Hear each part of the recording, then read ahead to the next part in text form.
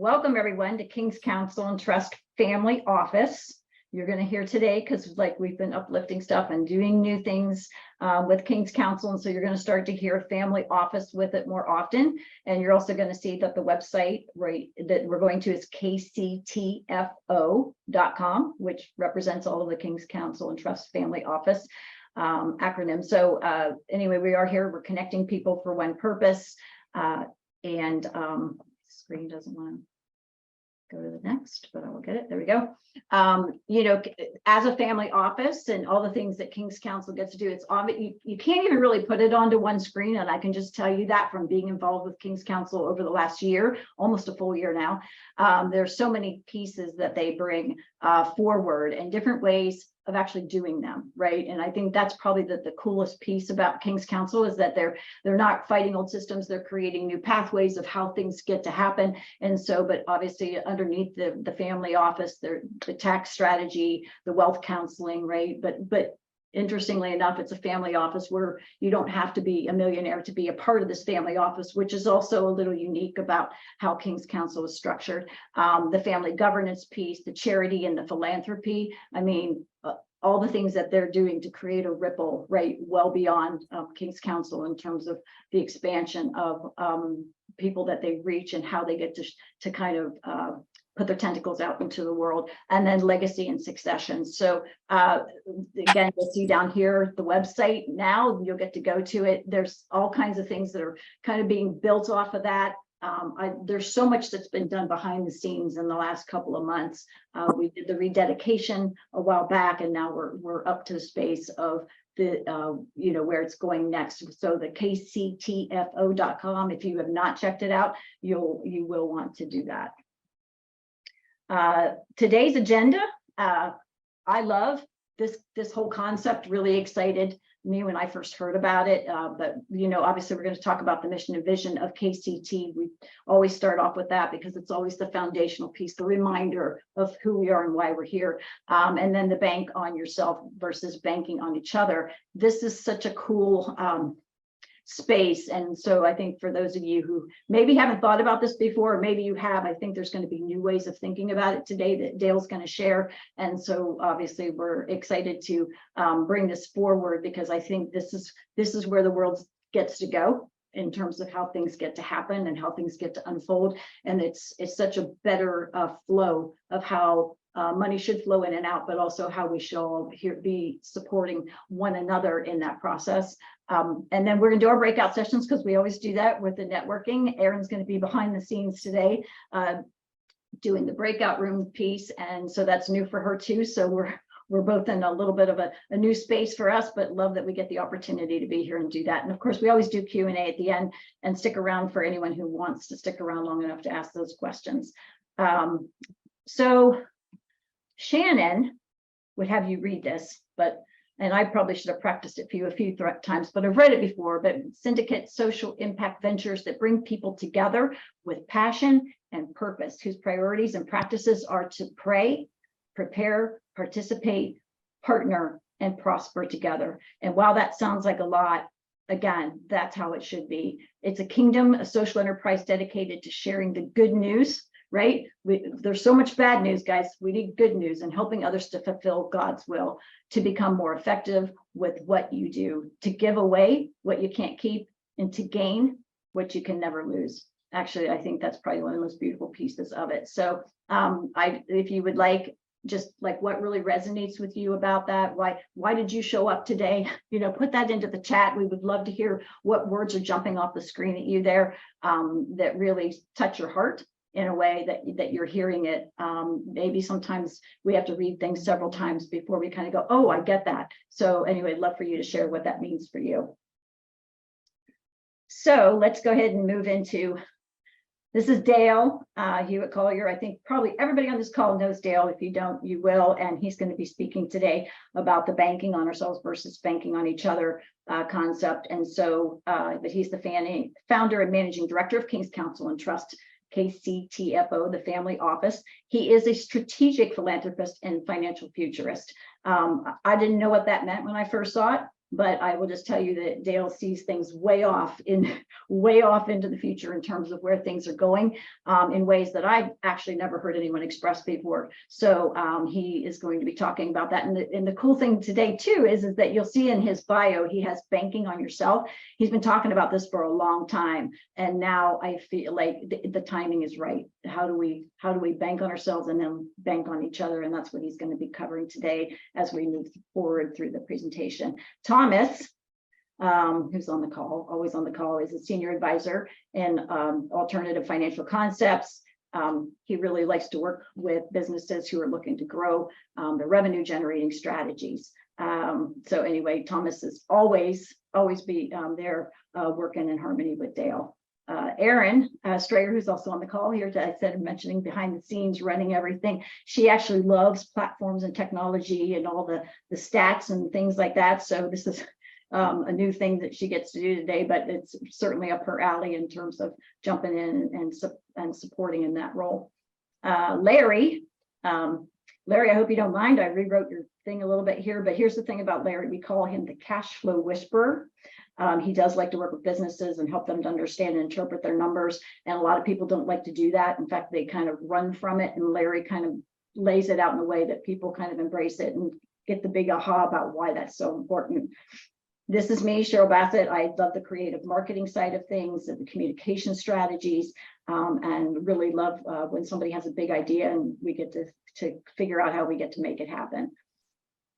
Shannon, who usually is here running all this, is such a valuable piece in terms of supporting all of this. Normally, she's the one when you jump into that kctfo.com and check it out. A lot of that is Shannon's brilliance shining through with her daughter, Michaela, who I feel like probably gets to be on this presentation next time because she has been such a big piece in terms of working with the team and making the videos happen and all the stuff that's getting done right now. So that's the team. And then we're gonna, oh, and here's a piece too, if you haven't done this yet, kctfo.com/covenant. This is the Covenant versus Contract. Probably the number one thing when Aaron and I leaned in that we went, oh my gosh, like, I don't know that I understand that yet, but I want to know more about it because of just the beauty that lies inside of having a covenant versus a contract. I don't have to, I get to feeling of what a covenant does in terms of that relationship building piece of it. So if you haven't done this yet, you might want to go download that. It's a little handbook that talks about the differences between a covenant and a contract. And then we're going to move into our topic. Dale, I wanted to just get you going on this because I know this is what people are here today. I don't know if Thomas and Larry have anything they want to add as well. So I don't know if you want to do that before or after. But if you want to jump into this or if you want them to kind of say something first, that's great.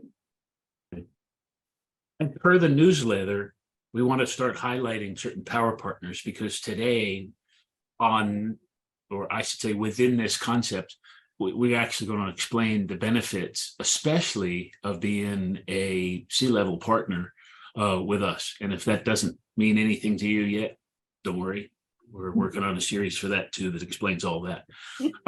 So before we begin, does everyone, let me rephrase that. Is there anyone on the call, and don't be ashamed if you don't know the answer to this. This is why we're doing this. It sounds common because this is in fact a trademark term, bank on yourself. Is there anyone that doesn't know what that means? One hand, just show of hands. I'm guessing. Okay. There's at least two, maybe three. Okay. I'm going to give you the official definition from exactly the organization from which it comes. If you don't know, it's worth checking out, if nothing else. But bank on yourself explained. Here we go. The question I have for you all after you read the definition, and that's posted in the chat. Now, just take a minute to review that real quickly. Can everybody see the chat? I'm hoping. Anyone don't have a chat?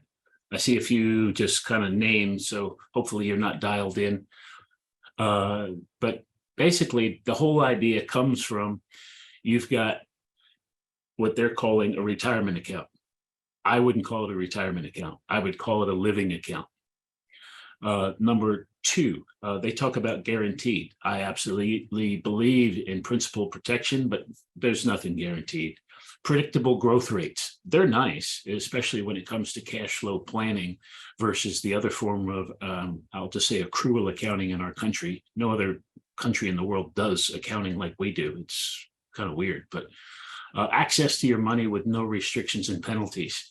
Wouldn't it be nice to know that you could go in and borrow from yourself? There's no credit required. In fact, there's no age requirements. How many kids want to actually borrow money from mom or dad or a big sister now and again? Did you know that that's actually possible in the bank on yourself or bank on your family concept? We'll get more into the family and community in just a minute. But that's pretty neat, because we all teach our kids to do this, but we never teach them how to multiply it, let alone how to use it or keep it safe. And so by the time everyone grows up, we think that we've got to go somewhere else to access cash. I'm here to say no, don't have to do that. Not if we get smart. Moving right along, withdrawals. You know, it's the kind of thing, well, if I get in trouble, can I borrow from myself? I have this conversation in the mirror. Are you a good risk? Yeah, I think so. What are you going to do with the money? Are you going to take it here to pay somebody else with it? And that's not a good idea. But are you going to actually go multiply that and send a few Benjamins back? Yeah, that's a good idea. Okay, go. Good prospect there. And that conversation with yourself can take all of 15 seconds. And that's about all there is in terms of as it were, a loan approval process. Or you can go deal with a bank if you want. Forgive me, I'm a little tongue in cheek on this because I'm so close. It's a topic that's near and dear to my heart. And I know this for a fact, that if everyone were to get this, the central banks would not be in control of this country and the rest of the world. Most of us don't want the responsibility, is really what it comes down to, if we're given the knowledge to really do this well. But the next thing, it talks about dividend paying whole life insurance. Whole life insurance basically means in the mutual sense that there's no stockholders, there's only account holders. And that means to the degree that you have a deposit, or in this case, you have an account, that if there's any profitability, much like a credit union, that is shared on a pro rata basis with the members' net expenses. Why more people aren't banking in terms of credit union, and or if they're going to have life insurance, as it were, in this form of insurance, it makes no sense. Because if you're going to have insurance, you might as well own the company. I'm thinking. That's kind of like owning McDonald's stock and eating at Burger King. It doesn't make much sense, because you got to understand, any time that there's a dividend or some type of I'll just say an incentive that comes back to the shareholders, well, that's a nice rebate in a matter of speaking. So anyway, this is bank on yourself equally described. So here's the trick question: is bank on yourself only available to insurance as an asset class, as a form of retirement? Would anyone say yes, no? Does anyone say no? Okay, cash flow whisperer, I know you know the answer. All right, let's get right down to it. You can do this with any other asset you want to do with. It's based, biblically speaking, that if you're going to help someone else out, you don't do it unsecured. You get a form of collateral, but you don't get a piece of collateral that they actually need to go out and produce whatever it is they're going to produce and come back in return. You know, that's how land was first, ownership with Go West young man, and the banks owned all the land. They could actually work it off with every crop that could bring in a portion and pay off the land, as it were. Same idea. Land banking, time banking. Hopefully this is sticking in. So with that, thank you, Stuart. I know you know some of this stuff as well. Bottom line, top benefits, where you just look at, okay, is it, but before we do that, the legitimacy of this, the question is, well, this sounds a lot like, grandma and grandpa. Well, fact of the matter is, it's boring, but it works. Because where we are today, most folks are worse off than grandma and grandpa. So it ain't pretty, but it works. And the SBA knows, and Social Security Administration knows that for most people on this call, by the time you get to retirement age, you will be dependent on friends, family, and or the government if they have their way 95% of the time at the end of your life. Only 5% make it. If you don't think that we have a system that's stacked against us, hopefully this isn't, new news today. I'm just highlighting a few of the, as it were, highlights. Or bottom line is, though, this is absolutely safe capital. And in insurance, the insurance companies existed long before the IRS got involved, and they've basically got a get out of jail card for free. But in most cases, again, this has the blessings of some of the most wealthiest people that walk and talk and have an opinion in the marketplace. Warren Buffett, people like that. Whether you know it or not, many organizations that you may have heard of that are very popular today actually got started not by other people's money, because they wouldn't loan them any money. They borrowed from themselves in their whole life policies, as it were, to be able to finance their business. For some of you looking to start a business or to access a pool of capital that you didn't know exist, this is a huge, huge opportunity, because for the most part, most people don't want to jeopardize that. It's considered to be low risk. And so that's sitting over here. It's usually not even considered. But the bottom line is, it tends to be very diversified in terms of low risk opportunities. It's a very, very reliable source of capital, and even in tough times. And interestingly enough, what we're going to talk about in our example today is that very thing. Somebody came on, tough times. They needed a short-term line of credit to finish a particular project. They have every intent to, once they get paid on the other side, to return the funds and say, thank you very much. More on that to come. But bottom line is, there's a lot of these things that when you're not using it, it still needs to be put to work. And so in the insurance company way, rest assured, they're making money on your money. They give you a fraction of what they make. But what they make in the insurance world is tax-free. I'll say that again. What they make in the insurance world is tax-free. So if you don't have an insurance company, or more to the point, you don't have a bank that's actually growing tax-free, why not? What we're trying to show and tell and demonstrate here is very much the principles of everyone having their own bank. In fact, I would contend that the very reason you want to have a business is not because you love the business, it's because ultimately you want to have your own bank, if you never really thought about it that way. You want to have a little bit more control about your finances, when you want, where you want, and how you want. If you're really honest with yourself, everybody wants their own bank. We can show you how to do that. We're just talking high level here today. So I'm hoping any of this stuff is going to begin to get you thinking just a little bit. But the bottom line is, here's a few examples where that began. JCPenney. Anyone ever heard of it? Walt Disney, perhaps? J. Kroc and McDonald's, Pampered Chef, just to name a few. All of those started with the type of capital that we're talking about here. All of them.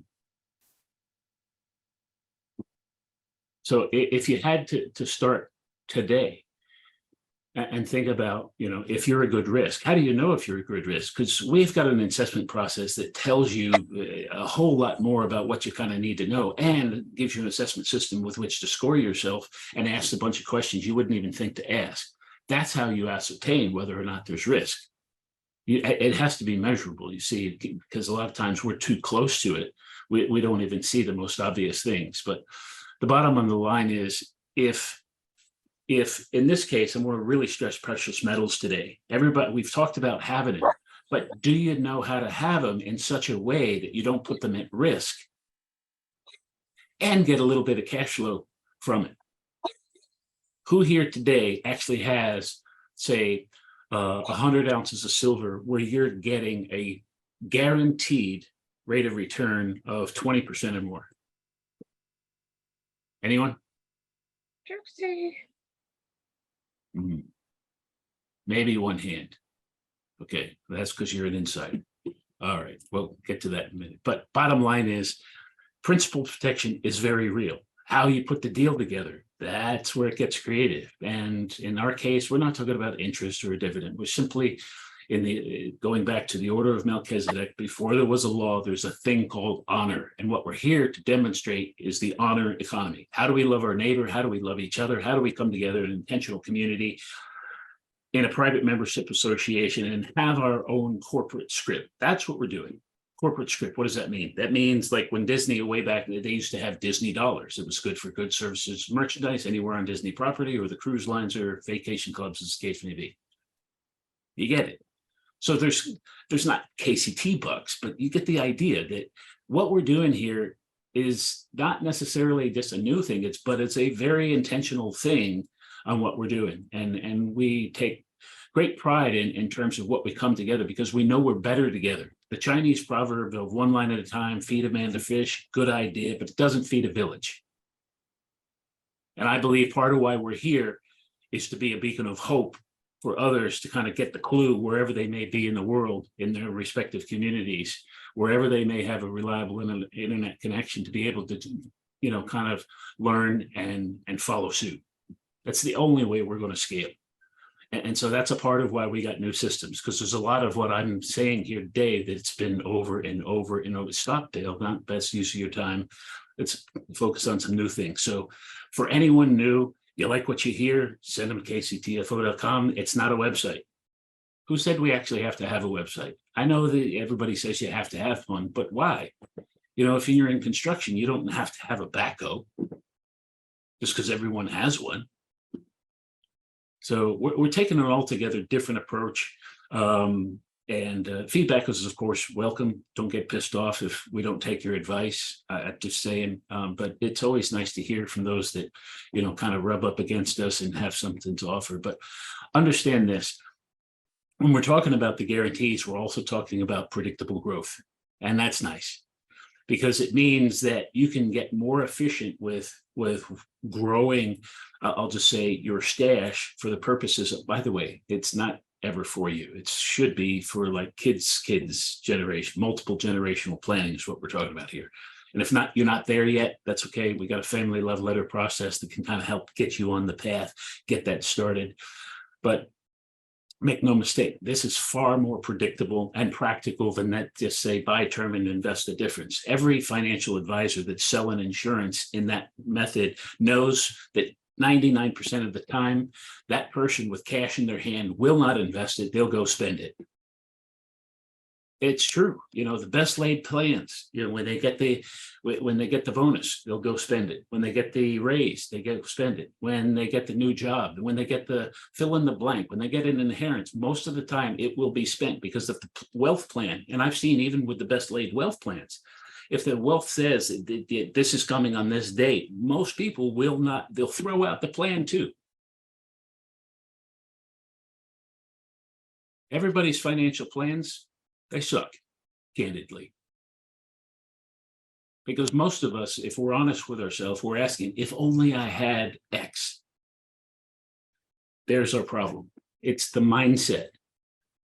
The wealthy mindset is, how do I afford X? Not, I don't have enough. Or please, please, please bless me that I can be none of that. It's a different way to play. It's the mindset that I don't have what I need at the moment, but I recognize I'm open to learning new things. And I'd really like to know how, because if you knew how, you'd already have it. Everyone is where they are in life as the sum of every decision you've ever made with everyone. And so to the degree that you want to get better with your treasure principle, you got to first manage the time principle and your talent principle. So we're suggesting we need to kind of rebalance the portfolio of where you're investing your time and where you're investing your talents. Because if you want your treasure principle to increase, those two have to shift. So if any of this sounds appealing, this is the end of the road. The beginning starts with that first step. What are you going to do to change your current co-investment of your time and your talent? Be it as it may, we know that, there's tax advantages and there's safety, because in our case, we're putting things where precious metals typically have gone no place before, in a weird kind of way. We're putting them to work without liquidating our positions. And I believe candidly that, as though, that sounds good for any economy, I think this is especially going to be a good strategy for what's coming next. And we've only begun to see the tip of the iceberg, not just in the commercial sector, and that's going to have its trickle down effect to the residential sector or the retail sector, as it were. But with that, I personally can't think of any other retirement plan, because even the retirement plans will cost something to borrow from yourself. And there's only so much of a window with which to pay back, and so on and so forth. So, 401ks were intended to, again, take greater control of your money. But most people, if they have one, aren't actively managing it. That's a problem. If you buy a house, you buy a car, it requires maintenance. You got to get an oil change, you get pressure cleaning, you got a new coat of paint, or whatever the case may be. Your retirement plan is no different. And retirement only happens to the degree that we take a portion of what we earn and we invest it in another field. Because until and unless that investment in that other field, or multiple fields as the case may be, grows at least 3x greater than your current rate of earned income and consumption, retirement is not possible. And as I said earlier, the statistics demonstrate, since they've been keeping track of this, that 95% of the time, your plan will fail.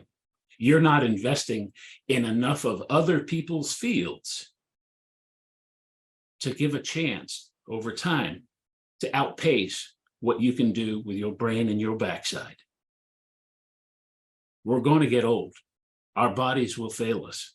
Our minds will get cloudy and foggy. And where's the backup plan to keep it coming? This is a part of what we're here. We're leveling the economic mountain, as it were, because I believe that some of the best opportunities are no longer just reserved for the top elite 1-2% of the so-called accredited investor definition, as they'd like to think, they're all that in their ivory tower. Everyone has this opportunity, and with a little basic wherewithal, roll up your sleeves and get to work type of attitude and a little self-discipline, this can happen. You can turn around. You can break the generational curses of just getting by and paycheck to paycheck. And it starts with your generation right now.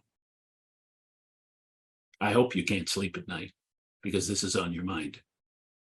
So with that, I want to highlight a little example, and we'll have a few Q&As on the subject matter. But here's what happened. As I mentioned before, we've got a business owner. He's in, regardless of the business, he needed to finish a project. He says, Dale, I'm upside down in my silver. I bought last year, it was around 26, 28, somewhere in there. It's currently down at around 22. I really need to put my hands on some cash fast. I said, well, don't sell your silver. I mean, it's still worth something. He said, well, yeah. What do I do? I said, well, let's see what the community has to say. So everyone that had one of our option C power partners that had a balance on their PEX card of greater than $1,000, meaning that from week to week or month to month, they're not using all of their cash and burning it up. They actually had stuff left over. We went to what ended up being just about 20 people. We reached out and we said, hey, we got another brother in need here. I know where the silver is. Chances are I got it for him. So even if I don't have it, if it's in the alternative ledger of the secure wallet, which we've talked about in the past, that's basically a wallet that kind of sits on your smartphone that has an equal token representation of the same gold or silver or other opportunity tokens that is in the vault. In this case, we escrowed a certain amount of his silver, and we put it up, and he said, look, I'm not interested in any fancy, requires learning. Just tell me what I need to do. I said, well, would you be open to a tithe? An honor, thank you very much. No longer than say 6 months. If we could give 75% loan to value on whatever the spot price is, because that fluctuates like in real time, would that be reasonable? Worst case is you got the money, and they get the silver. Reasonable? That's it. Yeah, that's it. No loan requirement, no credit. We didn't have to do any of that. It was basically, you're good for a handshake. Wouldn't it nice to be, banking in the way it used to be, where your word is your bond, and you could actually do things on a handshake where your word actually meant something? You could take it to the bank. Well, in this case, we did. Now, I don't know about where any intentional community y'all are a part of, or a church or a synagogue or any other intentional community y'all are a part of. Does anyone care to take a guess at what the response rate was to help someone? Single digits? Okay, Phil's got a 0. Do we have higher than 0? I'll go with 10%. 10. Anyone else? I won't say because I know. All right. I put 100%, but I put in the chat. That's the ideal. Somewhere, worst case, best case.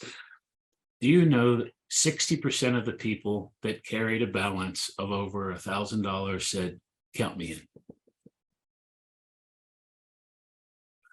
Of those 60%, more than 60% of those.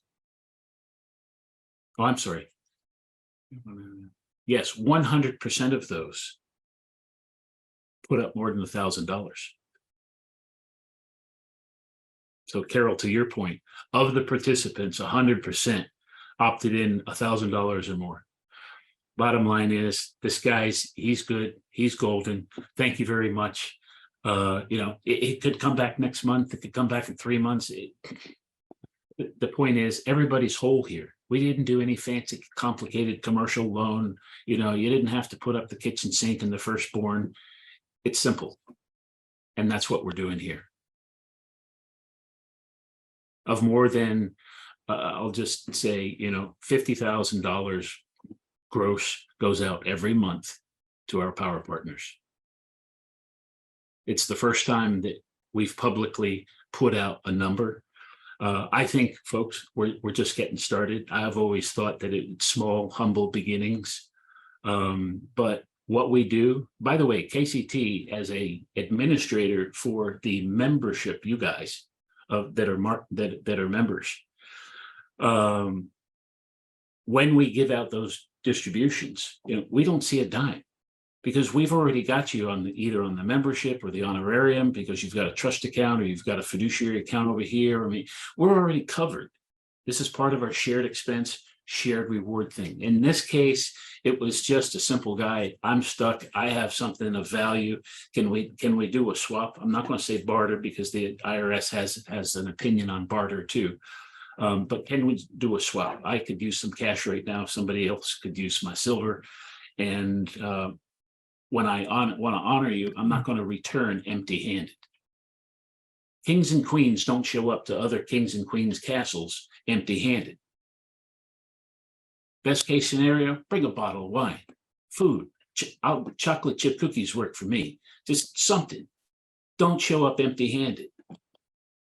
Please. Dale, could I add to what you're saying there? So what Dale brought to everyone's attention is, this is something we did, was it 3 weeks ago? 3 weeks ago? Anyhow, Yeah, it was so successful, we did it again just last week. And part of the community was saying to us, can I put more on my PEX card? I'd like to get a little bit more engaged with this. People have need and I have resources. Does it have to be limited to my PEX card? So Dale, do you want to maybe address what the larger opportunity is? Yeah, good idea. In that regard. And by the way, we're having some technical issues with our breakout, so we're going to have to forego our breakout time today. And I just wanted to let you know that we're having little tech problems on the back end. I'm not able to figure it out with the queens, and so we'll have to bob and weave. Yeah, no worries. Yeah, the larger opportunity for those that have co-vested with King's Counsel before, I've been a fan of liquidity pools for a long time. You've maybe heard the saying, when the gold rush was going on, you didn't need to be the guy digging for the gold. You just needed to be the guy selling picks and shovels. That's kind of our advantage of playing in a liquidity pool, because whether you're buying or selling, market go up or down, being the bank in a decentralized community has been very, very attractive for those that play with us.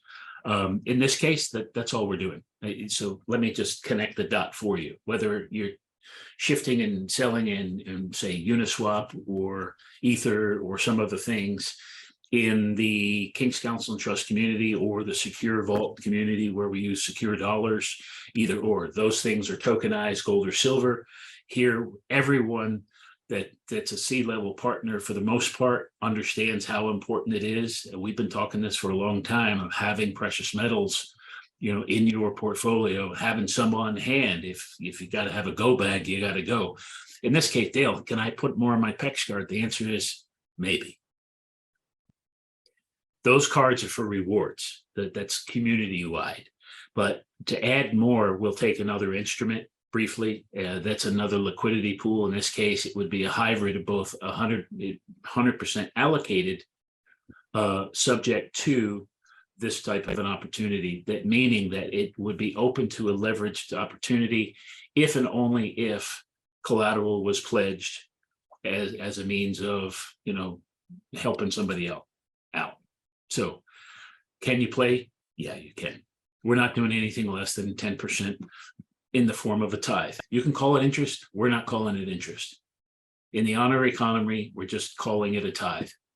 Before there was a law, we'd like to keep it that way, because if something goes sideways, again, to the degree someone participates, they're going to get silver probably at least 25% below spot. That's a good deal. No one has any right to bitch. Really. Yeah, we're trying to do the best for everyone.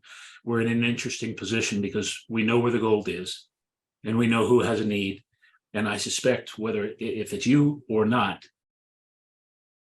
I suspect in the next year, we're in a very interesting year as it is for the United States, that a lot of folks are going to need some help.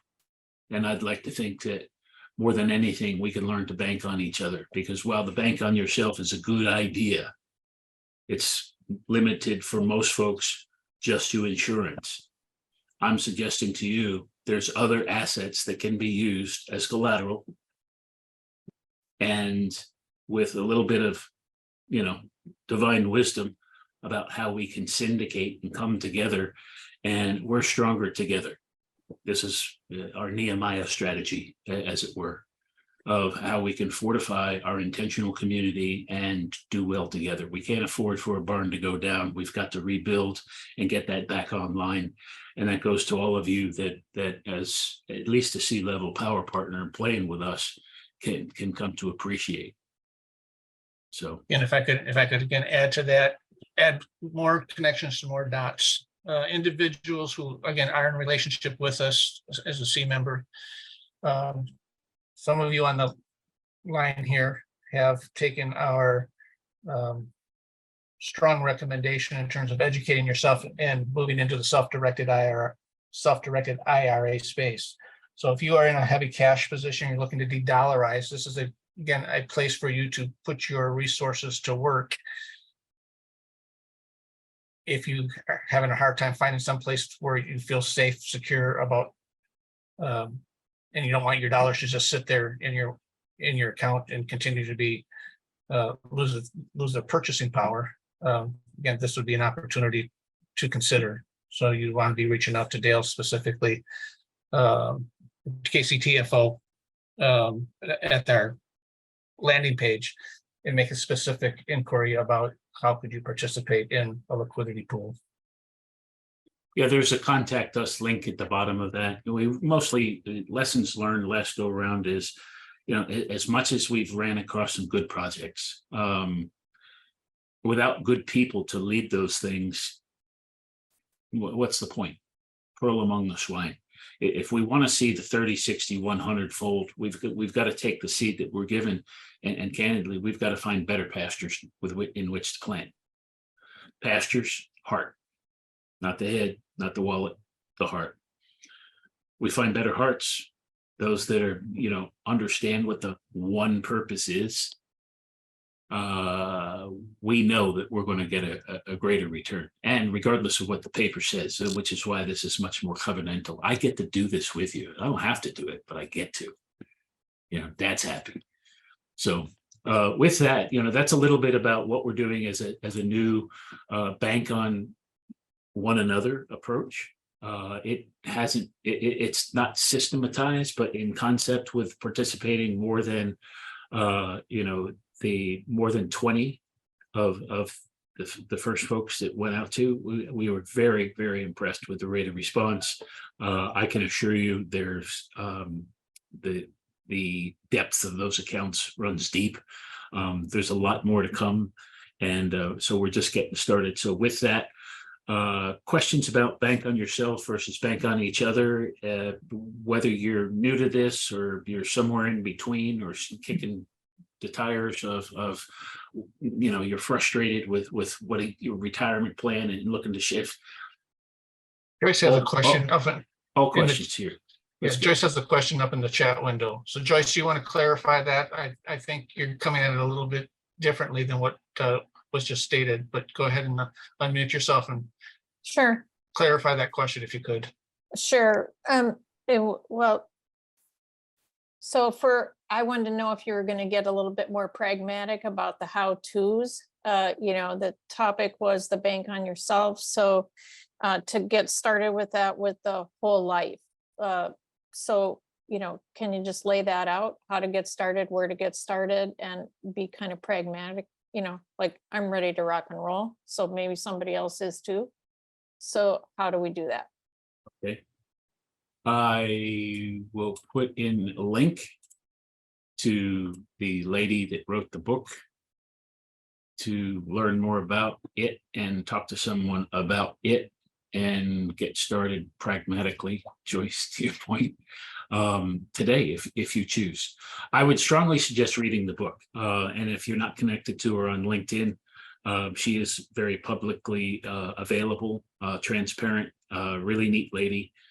She's not the only one, but they do have the trademark. And that's why I'm only going to drop that one today, simply because of the trademark. I don't want to kind of get in trouble and then go promote a bunch of other things. We don't see a dime from this. There are others. Let me just suggest that of all of the insurance companies in the United States, there's very few, and I'm talking less than a dozen, that actually do what we're talking about doing, because most insurance companies are more in favor of paying their insurance agents than they are taking care of their people.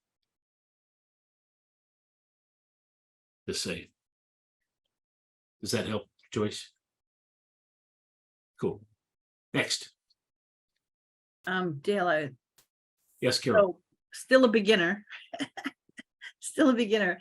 And, it's always, what's the next step? Where do we go from here?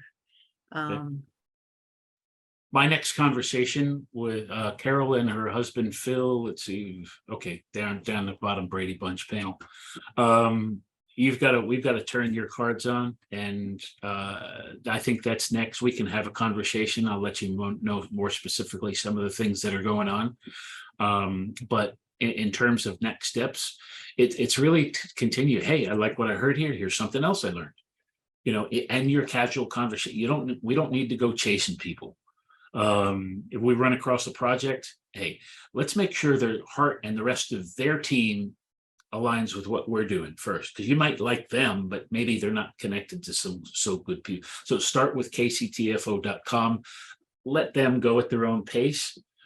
We've got some analytics on how far they go and where they might get stuck, and so that will take care of them. In order to get in the gate, they're going to have to let us know who sent you. Who loved me enough to think I'd need to go at least check this thing out. So that's how that gets into the system. On the bottom, thank you, Joyce.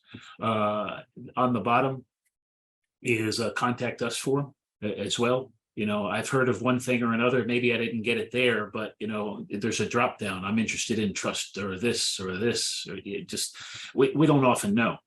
But we do give a text box if someone's interested in telling us their life story. There's no limit to what else they could add, well, maybe it's limited, but you get the idea. If that's not enough, there's room to let us know what's going on. And then somebody on the team here, as we're all volunteers, somebody on the team will appropriately get back and get the ball rolling there. That's about it. So I've been encouraged to kind of keep it simple. If it can get more simple, again, open to suggestions. We'll revisit how to get better next year. But this is where we are in this. Off to the races since Pentecost and our rededication. I had personally had a rededication of Dale last night. You know, God's not going to commission anyone that hasn't been de-snakified, so to speak. Anyhow, anyone else? Got just a couple minutes left. All right. Let's see who's here. To clarify Joyce's question, for those who maybe have read Joyce's question. That we don't have an opportunity to provide a 20% return on precious metals. If you have a strong position in precious metals, you can, and part of our community, you can pledge them for liquidity from a larger community. So we're not saying you can take your precious metals and get 20% return. We're simply saying, if you have precious metals, you need liquidity by pledging them as collateral, and you're willing to then provide liquidity, in the case Dale gave, of a 10% tithe over 6 months, effectively a 20% annualized, if you want to look at it in those terms. But we don't have a means to take your current precious metals and give you a 20% return on that. That, just want to be clear on that. Excellent fine print. Thank you, sir. And further, to get into the weeds of that, since it's just a few of us left here, we specifically said no more in this case than $25,000. And why that is because no one person on their PEX card, PEX is limited to 25,000. Which is why we've always said, when the event happens, you're going to need another plan, because you're going to get the call, hey, where do we wire the funds? Where do we send the check? Where do we, where? Because it's not going to be there.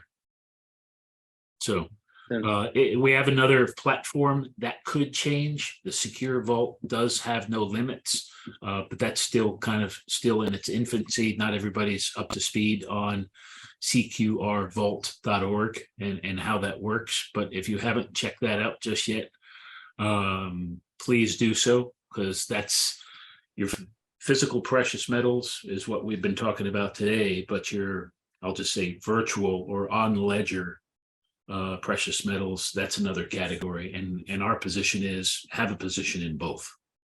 But Stuart, you had a question or a comment there? I've set up 4 private ecclesiastical trusts here in the state of Ohio. I have an EIN number because it came with one, but as far as my kind of sovereign nation person who's been coaching me, I don't have to pay taxes if I receive everything as a tithe and use these 2 stamps to stamp it. But he's just left me in the cold. And you guys are like, I feel like when the student is ready, you guys, the teacher appeared. So I feel like I was always thinking about being a business partner with you, but I think for my family and foundation and stuff, I want that to be with you guys and actually have you manage it. So do you have lawyers that can help me manage the accounting is kind of the big question, and the lawyers is the team. I need both of those. Yeah. So we don't do it for you, but we will do it with you. And the idea, we have a fixed period of time so that we can earn and learn, and then we can kind of circle back. And then that what allows us to scale. It's important that you get it, because the lawyers can only take you so far. Ecclesiastically speaking, that's about the line they go up to. But to think that they have any authority within the ecclesiastical realm of what God's sovereignty is, sorry, no lawyers allowed. No accountants either, for that matter. I mean, yeah, common law. Do no harm, do not trespass. That's it. I have a claim, magistrate. You're only here to serve me my money. No, do your job. I'm a man. The flesh lives. The blood pumps. I get it. I think that would be a good conversation to have offline. For anyone that's thinking about their situation, the smallest number I think to realistically start with, think donor advised fund type structure. You're still involved with the decision making. You're not involved in the everyday or annual accounting or reporting as the case may be, think, 250K north. 7 figures realistically is really where advanced trust planning starts to come into play. And really, here's why, because now when you're talking about having assets in one place, let's face it, banks only have insurance up to 250,000 per account. So the idea that you can go have 4 different banks, no, it's, as far as what's concerned, if they all fail, it's the same type of checking account. So whether it's in one bank or 4 banks, doesn't matter. So there's other strategies that get involved. There's more moving parts as the case may be, and the cost of administration, you're still looking at 2.5 to 5 points on whatever that is. So on the smaller ends, that gets expensive to think that, a lot of the gains could just be going just to keep it afloat. So just keep that in mind in terms of planning. I will say this, in the most advanced planning that we can bring to the table, federal taxes can be a thing of the past altogether, but the parity or the break-even point for that really starts at about 250,000 in taxes, which means that if you're in a tax bracket of say 20%, do the math. That's, yeah, and I'm not saying it needs to get that painful to shift, but unfortunately, you have to. If we're honest with everyone here, most people wait until it hurts too much to shift. And Yeah, there's only two. my There's only thoughts two are- reasons why we change: is we see a greener pasture and we go on purpose, or we shift because it's uncomfortable, but doesn't mean we're clear on where we're going. So we hope that we can at least shift before the fact, because that's usually the better plans that come out of the process. But go ahead, shoot. Having talking points to tell people about as a PowerPoint what you guys do and what we're doing. I feel like it sounds too good to be true to them. So maybe if we could have talking points on a postcard just to help us, because I have a lot of people. One lady is helping the sovereign nations with $1 billion silver in-ground asset up in Canada, Christina, and I'm trying to bring her in, and I'm wondering if we could take the in-ground assets, put that in infinite banking, borrow it out, and do some other project stuff. So is that too many daisy chains, or is that just exactly what we do here? No, but unlike getting something from this bank on yourself without a depository type of relationship, it's kind of hard to make a withdrawal. So understand, in that case, that can take, because there's a lot of moving parts, but there is a patent. I think you've got a link. We're happy to show people what it is, but to digitize, or as it were, to take an in-ground asset and put it on the blockchain, regardless of what exchange it's going to sell on, regardless of whether it becomes its own token or not, that costs a bunch of money. Mostly because there's a lot of lawyers and fees and technology people that need to get paid in the process. So if they're flush with, think of it as the cost of capital to get the capital, because capital doesn't come for free. There's always somebody or something that needs a little bit of grease to keep things moving, then I'd say, yeah, but put the burden of proof on them. Let them come to the table and say, hey, we've got this, this, and this, but we still need to work on that. And then the question is, well, how long is that going to take? And what's the cost of that? Because if we get that, well, then can you finish the race? So the first step would be prove the minerals in the ground are owned by you and accessible in a core sample. And then we can figure out how much that we can extrapolate with your instrument. Is that where we start? Yeah, if ownership can't be established, you can't insure it, you can't lien it, you can't encumber it, you can't sell it, you can't do a lot of things without clearing ownership. And when we talk about getting into other countries, usually governments have some interesting strings along those lines. But to your point, talking points, we're developing a whole education series on submitting a project or getting involved with a project. We're submitting a whole nother series on becoming an advisor, as it were, to be on someone else's board. Everybody, if you've got skills, 5 years more of something, you should, in a way, why not leverage those? To be an attorney, everyone has to give 10% of their hours in pro bono, some shape or form. Why aren't the rest of the professionals? I don't know. We do here. So that's what we're not asking for, anything more than a plain old attorney would do.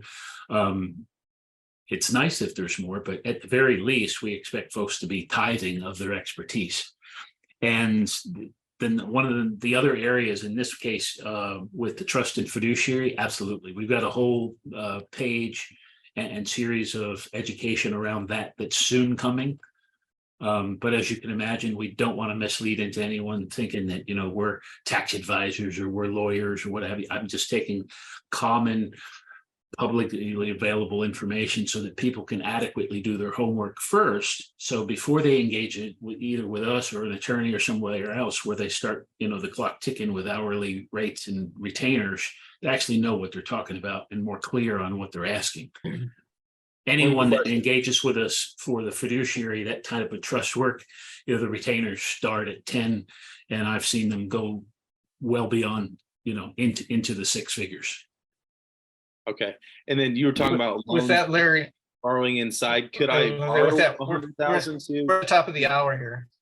Oh, hey, Rick. Okay, Now, let's be respectful for people who want to stay, please do, but we are at the top of the hour.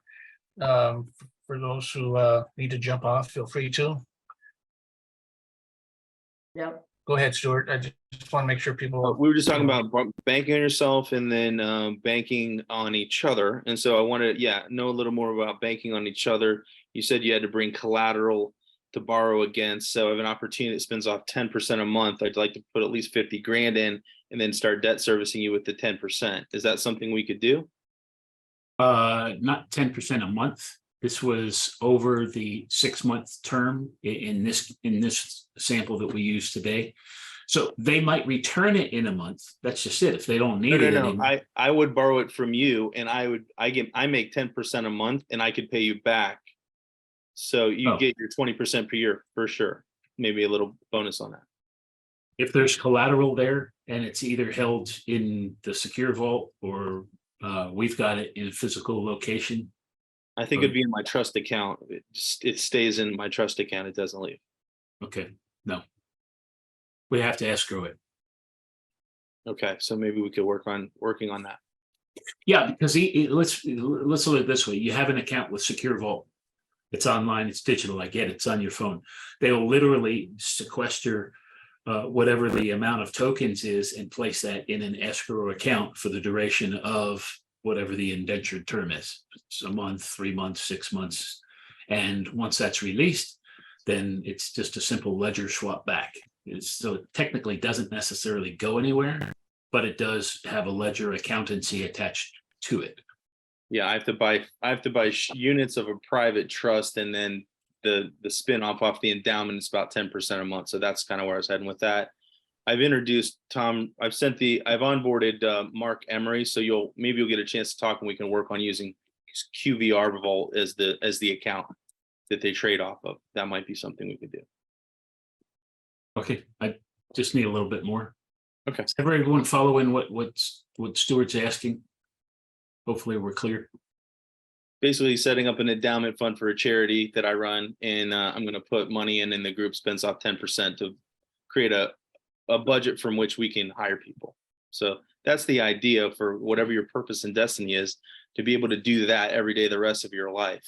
And it just takes some money, and instead of spending it all, the president of Nationwide Insurance said, young man, at a Bible study, he said, don't spend the money. He said, create an endowment fund, spin off the interest, and use that as your budget. You always have the chunk. I said, well, that makes sense. So now I need to get the chunk. Gotcha. Okay. Mhm. Well, that was an easy way to chew up an hour. Yeah. Yeah, Dale, we would have done breakouts, but you ran over, so I guess we'll have to skip them. Yeah, okay. Right on. Yeah, the technology today was interesting. We couldn't, what was supposed to be there to hit just wasn't there. So Okay. anyway. So as I mentioned, everyone's still here. There will be a follow-up email. Thanks very much. In case you missed it, here's kind of the recording. So however that works, more and more of this is supposed to be automated. If you're not hearing from us, please reach out, and maybe you're not on a newsletter. I'm not quite sure. So we're still, pardon the dust as it were, we're still under construction, or I should say reconstruction in a certain manner of speaking. So patience appreciated, but squeaky wheel gets the oil too. So not replaced. Yeah, So and just so you know, Julie, who's on here, is doing the newsletter. So she'll do a recap of today and talk about what's next. And so you guys will see that coming out. So she's just kind of new into the space of getting the newsletters up leveled as well. So. Yep. And the other thing too, like Dale said, if you think you're not getting the emails, double check all your rest of your folders. Make sure that's not falling in one of your other folders. You know, click it as, hey, I want to see those things. Then they'll fall in your main feed if they are falling over there in your other folders. Who knows on the delivery system of stuff, or why 1 month it'll fall in your main feed and the next month it won't. We don't know those things. But just if you think, you know, it's getting close to the first of the month or the middle of the month, and you haven't heard from King's Counsel and Trust, then double check your other alternative folders. We don't like the names that they give them, but double check those spaces and make sure that you find it and tag it as, hey, I want to see that, and then it should fall appropriately. So. And one last thing, thank you, Aaron, as well as, because I'm looking at the rest of the Hollywood Squares, Arthur, Stan, Ed, and let's see who else that thinks looks like it. I've been told insofar as redemption projects, we should be honored before the end of the month. So to go back and report accordingly. I've got details of everyone. And obviously we met with you individually, but since it's just a smaller crowd here, everyone on the line that I can see in some shape or form, I believe, Stuart, I need to look into yours more appropriately, but I think is a beneficiary in some shape or form of that redemption. So prayers needed, because it's not without its interference. I can tell you already, even inner things of bank to bank, I'm very suspicious of delays that we're already seeing in the Wells group. I don't know where y'all are banking, everybody else is banking, but it's a little too coincidental that we're in the July month when they opt in to swap over to this new kind of CBDC type of a trial situation. So anyway, watch your balances, people.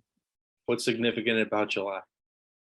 I can't get into that now, but there's a number of your bigger banks that have all opted in. B of A decided to sit out on this one in terms of this shift, but suffice it to say, there's a new ISO standard, and all of this is the big push towards CBDC. And obviously, we expect there to be a few glitches in their favor, of course. So Just so you know, I got this lady came on my radar this week with kindness credits, and it's you barter without transaction. So I'm going to be researching that and let us know if there's anything worth looking at there. yeah, we've seen it, similar things. As long as the term barter is used, it exists legally in the IRS jurisdiction. So if they're not aware of that, they need to be. Okay, I didn't hear the word barter. She just calls it kindness credits. I was just kind of nutshell. Okay. Yeah, when it comes right down, ecclesiastically speaking, it all comes down to jurisdiction. So in every jurisdiction, like a culture, there's a certain language, as it were, terminology. We got to get clear. And the fact that we can, what was it, Spanglish, Spanish and English, if we're somewhere in the middle, that could get us in trouble. Might sound good, but anyhow. With that, I really appreciate everyone for showing up today and being a part of this reformation for us.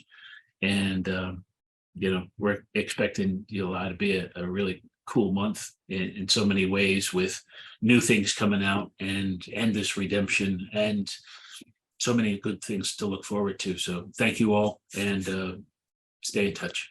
Blessings for now.